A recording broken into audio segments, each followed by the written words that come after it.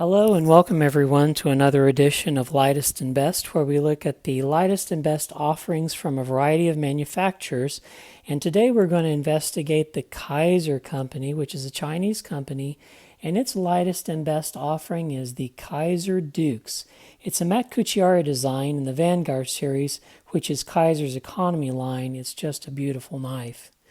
They have other light knives. They have the Splinter, which is 2.5 ounces, and then they have the Flashbang, which I also have, which is a beautiful knife, but it's 2.8 ounces. Its blade length is about a tenth of an inch longer than the Kizer Dukes, and it's a little bit heavier. So today we're going to send our attention to the Kizer Dukes. The blade length on the Kizer Dukes is 3 inches even, and the handle length is 4 inches, giving a total knife length of 7 1/8 inch long. The weight of the Kizer Dukes, as I've mentioned, is 2.4 ounces, and I have a variety of knives to compare it against. I've already brought out the Kizer Flashbang, which is a little bit longer. There's the Shirogorov Neon, which also is a little bit larger knife. We have the Hinder XM18 3-inch, which is almost about the same size. The Benchmade Mini Griptilian, which is a little bit smaller. The Medford 187, which is a little bit larger of a knife. Certainly it's a beefier knife. And the Emerson Traveler, which is approximately the same size knife. The blade on the Kizer Dukes is made from VG10. It has a high hollow ground and then a top swedge here. It's of note that there is no jimping on the back spine of the blade. The method of deployment for the knife is by flipper.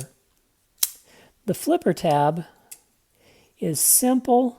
It has a little bit of jimping, which is mild, and you get a good purchase on it. It's basically the perfect shape. The deployment angle on the knife is approximately 75 degrees, I'll call it. The handle of the knife is made of G10 and has nested skeletonized liners.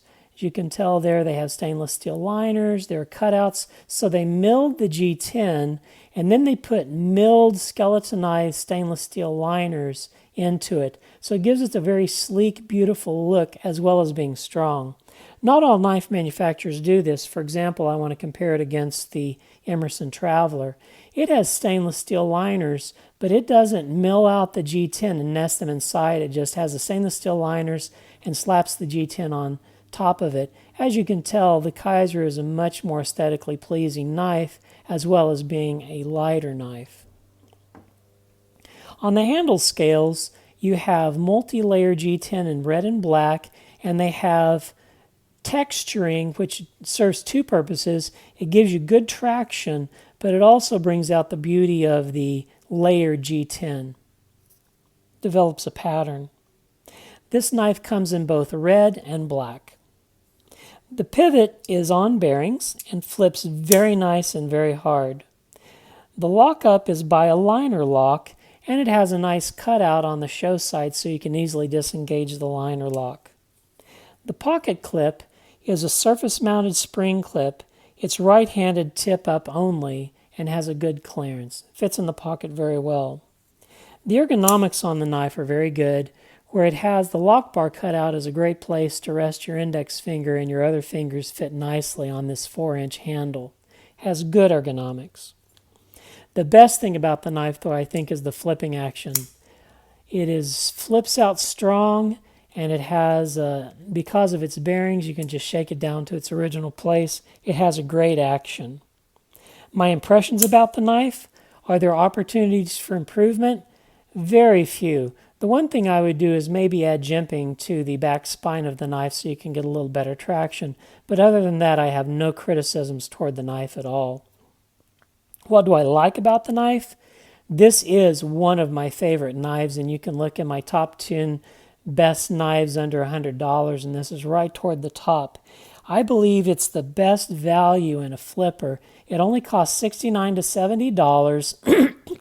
And you just don't get a knife that flips this well and this hard until you hit up into the $160 and $180. You get into the zero tolerance 0450 and 0460.